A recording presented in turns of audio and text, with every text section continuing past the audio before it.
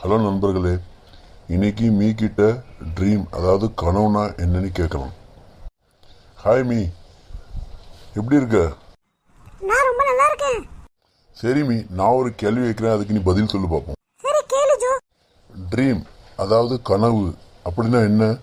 கனவுனா night கண்ணை மூடிட்டு யோசிச்சுட்டே இருப்போம்ல, அதானே? அது கனவு இல்ல மீ, அது சிந்தனை. சரி, நான் சொல்றேன் கேளு.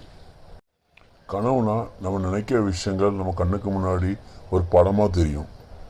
அது சந்தோஷமான விஷயமா இருக்கலாம், கவலையான விஷயமா இருக்கலாம், இல்லைன்னா நம்ம சாதனை உட்பட விஷயமா இருக்கலாம், நம்ம என்ன ஆகுன்னு நினைக்கிறோமோ அதுக்காண்டு ஃபோக்கஸாக இருக்கலாம்.